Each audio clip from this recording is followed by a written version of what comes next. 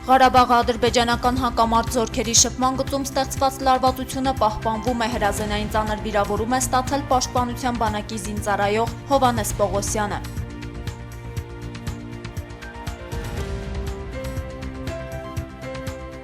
Պաշտոնական հայտարարությունների եւ իրականության մեջ արդեն հանրությունը սկսել է պաշտպանել ճշմարտությունը։ Քաղաքագետ Մանվել Սարգսյանը ապրիլյան պատերազմում հայկական կողմի կրած կորուստների եւ առաջիկա բանակցությունների մասին։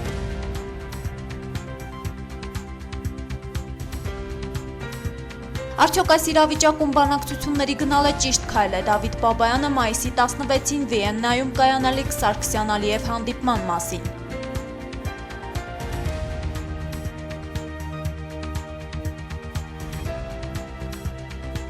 Վենետիկի հանձնաժողովը հրապարակել է ընտրական օրենսգրքի նախագծի վերաբերյալ իր կարծիքը, որտեղ իշխանություններին կոչ է անում թույլատրել ընտրողների ստորագրված ցուցակների խելամիտ ուսումնասիրում։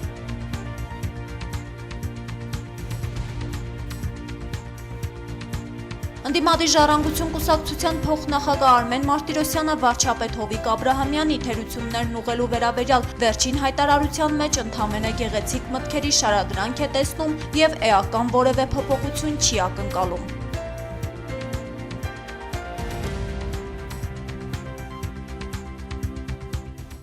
Ընդդիմադիր ժառանգություն կուսակցության փոխնախագահ Արմեն Մարտիրոսյանը վարչապետ Հովիկ Աբրահամյանի թերություններն ուղղելու վերաբերյալ վերջին հայտարարության մեջ ընդամենը գեղեցիկ մտքերի շարադրանք է տեսնում եւ էական որևէ փոփոխություն չի ակնկալում։ Իսկ Հովիկ Աբրահամյանի խոսքում հակասությունները ըստ ընդդիմադիր գործչի դեռ առաջին նախադասություններից էին երևում, երբ վարչապետը ասում է, թե քառօրյա պատերազմից հետո վերաիմաստավորում են կատարել։ Եվ ակնհայտ է, որ վերաիմաստավորում տեղի չի ունեցել ուղղակի։ Դրա համար կան բազմաթիվ ապացույցներ։ Մենք որևէ քաղբանտարկյալի ազատում դեռ չենք տեսել։ Մենք տեսել ենք Հրազդանի կեղծված ընտրություններ, մենք տեսել ենք խայտառակ բովանդակությամբ, խայտառակ ընթացակարգով առաջին ընթերցման անցած ընտրական օրենսգիրք, մենք տեսել ենք օֆշորի աղմկահարույց պատմություն եւ ըստ էության շնորհակալությամբ ազատման, ոչ թե հեռացման, այլ ազատման դիմում։ Գառնիում այն կոռուպցիայի դեմ պայքարող իշխանությունը վարչապետը ըստ էության բոլորը խոսում են նրա մասին, որ վարչապետի այգիների համար ջուր են տանում։ Ժառանգություն կուսակցության փոխնախագահի կարծիքով այս ելույթով վարչապետը երկու խնդիր է լուծում։ Կարճաժամկետ կտրվածքով ստեղծված հասարակական դժգոհությունը հանդարտեցնելու նպատակն է եւ երկարաժամկետ կտրվածքով ելույթը պետք է դիտարկել նախընտրական գործընթացների համատեքստում։ Նաեւ որոշակիորեն իր տեղը համակարգի մեջ նշмарելու համար, այսինքն երևի թե ես հեռացող չեմ, ես դեռ պետք է պայքարեմ կոռուպցիայի դեմ, նաև երևի միջազգային գործընկերներին մի փոքր ուղերձ, բայց ակնհայտ է, որ այդ ասացները բացարձակ կապ չունեն իրական պայքարի հետ, որովհետև եթե մենք իսկապես ուզում ենք կոռուպցիայի դեմ պայքարել, դա պետք է սկսվի իշխանափոխությամբ, որպես անհրաժեշտ, բայց ոչ բավարար պայման, եւ ոչ Հովիկ Աբրահամյանը, ոչ ներկա իշխանությունը Սարգսյանի գլխավորությամբ չեն կարող պայքարել կոռուպցիայի դեմ։ Մեր մոտ կոռուպցիան համակարգային է, համակարգային կոռուպցիան նշանակում է, որ վերից մինչև վար կոռուպցիայի մեջ են։ Վենետիկի հանձնաժողովը հրապարակել է ընտրական օրենսգրքի նախագծի վերաբերյալ իր կարծիքը, որտեղ իշխանություններին կոչ է անում թույլատրել ընտրողների ստորագրված ցուցակների խելամիտ ուսումնասիրում։ Հիշեցնենք, որ ընդդիմությունն իշխանություններից պահանջում է ընտրական օրենսգրքի նախագծում այնպիսի փոփոխություն անել, համաձայն որի ընտրություններից հետո հրապարակվեն ընտրողների ստորագրված ցուցակները։ Իշխանությունները սակայն դա մերժում են, փոխարենը հնարավորություն տալով ձեռք բերել ցուցակներում ընտրողների համարները։ Վենետիկի հանձնաժողովի առաջարկություններում նշված է, ընտրողների կողմից ստորագրված ցուցակների հրապարակումը առաջացնում է մի շարք մտահոգություններ կապված տեղեկատվության գաղտնիության հետ։ Քաղաքացիական հասարակության կողմից հնչեցված մտահոգությունները կարծես գոնե մասամբ արտահայտվել են օրենսգրքի նախագծի միջանկյալ տարբերակում ընտրությանը մասնակցած ընտրողների ցուցակները հասանելի դարձնելու հնարավորության միջոցով։ Հաշվի առնելով տվյալների պաշտպանության եւ քվեարկության գաղտնիության միջև բալանս ապահովելու կարեւորությունը, մի կողմից եւ շահագրգիռ կողմերի ընտրողների ստորագրված ցուցակները ուսումնասիրելու հետաքրքրությունը, մյուս կողմից առաջարկվում է շահագրգիռ կողմերի կողմից հատուկ պայմաններում որպես վստահություն կառուցելու միջոց։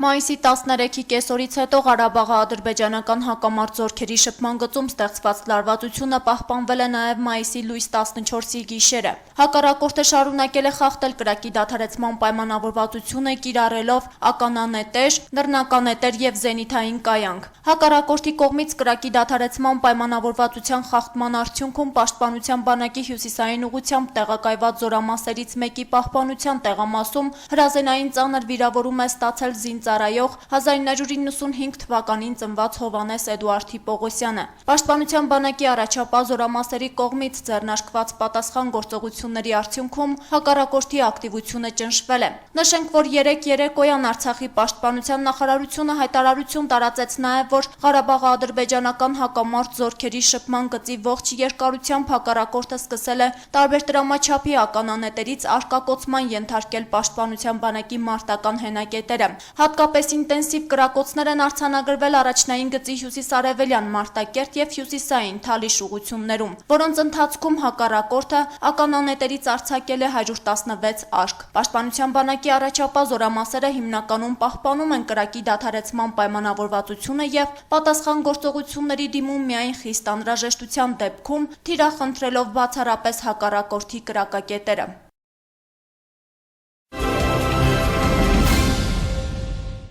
Ապրիլյան պատերազմի օրերին Հայաստանի իշխանությունները հայտարարեցին, որ չեն գնա նույնիսկ հրադադարի, մինչև որ չվերադառնան ապրիլ 1-յան դիրքերին։ Սակայն հայկական կողմը համաձայնվեց զինադադարին, անտեսելով իր իսկ նախորդ հայտարարությունները։ Հիմա նույնը կրկնվում է, հայկական կողմը գնում է բանակցությունների այն պարագայում, երբ ակնհայտ է, որ Սերժ Սարգսյանի առաջարկած նախապայմաններից և ոչ մեկը մինչ օրս կյանքի չի կոչվել։ Քաղաքագետ Մանվել Սարգսյանից Գալան հետաքրքրվել է, թե ինչ է կարծում նման գործելավոճ ինչպես է ազդում խնդրի կարգավորման վրա։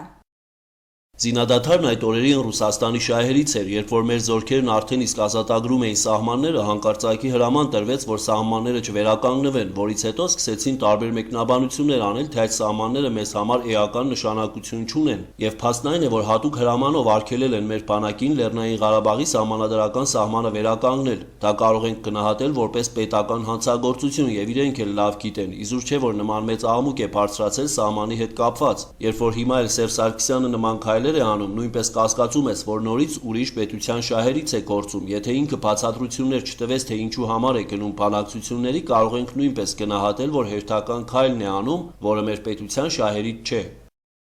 Քարորյա ակտիվ ռազմական գործողությունների արդյունքում հայկական կողմն ինչպես հայտնի է ունեցավ նաև տարածքային կորուստներ։ Պաշտոնական տվյալները իհարկե շատ զուսպ են ներկայացնում հայկական կողմի կորուստները, սակայն Շուշիի առանձնակի գումարտակի ղեկավար Ժիրայր Սեֆիլյանը այլ վիճակագրություն ներկայացրեց։ Քաղաքագետ Մանվել Սարգսյանը մեծ հետ զրույցում նշեց, թե պաշտոնական հայտարարությունների և իրականության մեջ արդեն հանրությունը սկսել է պաշտպանել ճշմարտությունը։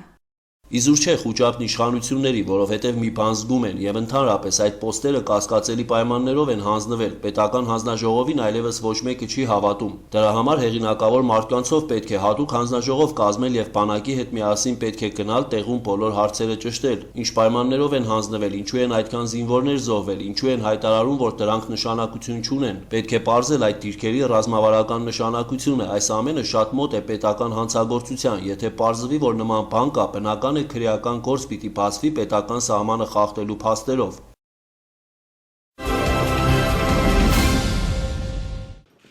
Մայիսի 16-ին Վիեննայում կկայանա Սարգսյան-Ալիև հանդիպումը։ Արդյոք այս իրավիճակում բանակցությունների գնալը ճիշտ քայլ է, հատկապես որ սկզբնական փուլում բանակցությունների գնալը մերժվում էր։ Առաջարկվեցին նաև նախապայմաններ։ Սերժ Սարգսյանի առաջարկած նախապայմաններից վստահության միջոցառումներ, հասցեական գնահատականներ, երաշխիքներ միջազգային հանրության կողմից, որոնք են կատարվել։ Գալայի հետ զրույցում Արցախի նախագահի մամլոխոսնակ Դավիթ Բաբայանն ասաց, թե ԵԱՀԿ Մինսկի խմբի համանախագահների հայտարարության մեջ կարծես թե այդ պահանջներն արտացոլված են։ Ուստի կարծում է, որ հանդիպման հիմնական շեշտը հենց պետք է դնել միմիայն այդ հարցերի վրա։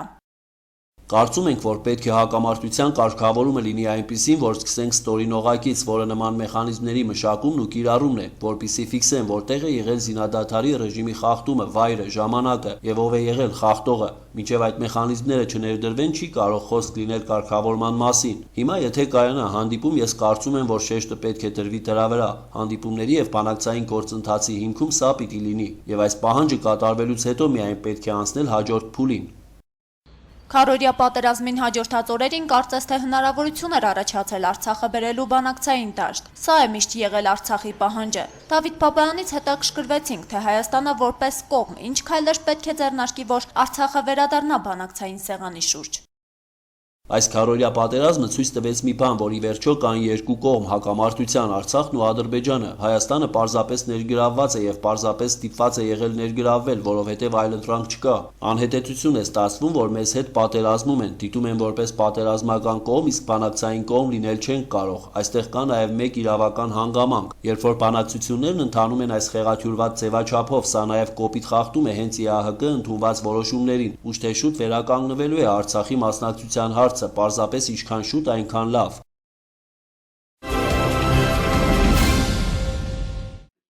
Ապրիլյան քարորիա պատերազմից հետո աշխարհի տարբեր ծայրերում բնակվող մեր հայրենակիցները պատրաստակամություն հայտնեցին օգնելու Արցախին եւ նրա ազատության համար իրենց կյանքը նվիրաբերած հերոս զինծառայողների ընտանիքներին։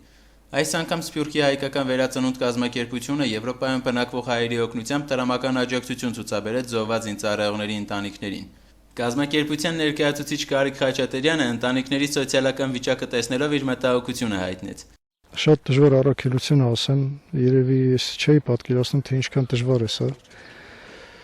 Բայց եք պատասխանատու, քանի որ գոնե ինչ-որ չափով կարողանում ենք թեթևացնել սոցիալական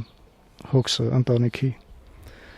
Իհարկե դա կորստի դեմ ոչինչ է, բայց մենք չենք կարող նաև անմասն մնալ, մենք անում ենք այն, ինչքան կարողանում ենք անել։ Սա առաջի քայլն էր դրամահավաքի, մենք հույս ունենք, որ դրամահավաքը կշարունակի, քանի որ մենք չենք կանգնեցրել։ Շրջելով հերոսների բնակարաններով, ծանոթանալով նրանց ընտանիքների անդամների հետ, տեսնելով նրանց ապրելակերպը, Շուշիի առանձնակի գումարտակի վարչության անդամ Պավել Մանուկյանը վերջովաց նշեց, որ այն հերոսների ընտանիքները, ովքեր առաջնագծում իրենց կյանքը զոհաբերելով կանխել են թշնամու առաջխաղացումը, չպետք է ապրեն նման պայմաններում։ Ավելի լավ է ես մարտադաշտում վիրավորվեի, քան թե ես ականատես լինեի այսօրվա մեզ զոհված Ասլան զինվորների ընտանիքների այս խայտառակ իրավիճակին։ Զինվորներից շատ ավելի հերոս էին Գյումրիի այս ծայր աստիճան աղքատ ընտանիքները, որոնք հերոսաբար դիմակայում են։ Պատահական չէ, որ այս ընտանիքներից պիտի ծնվեին հերոսներ։ Նրանցից ոչ մեկը չարտահայտվեց, թե զինվորս ինչու գնաց եւ այլն, բայց չկար մեկը, որ չնազովեր մեր անգլուխ զինվորներին։ Հիշեցնենք, որ ապրիլյան պատերազմի ժամանակ Գյումրին չափազանց մեծ կորուստներ տվեց, զինվորներ եւ սպաներ, որոնց ընտանիքների անդամները մինչեւ հիմա շատ հարցերի պատասխանների են սպասում իշխանություններից։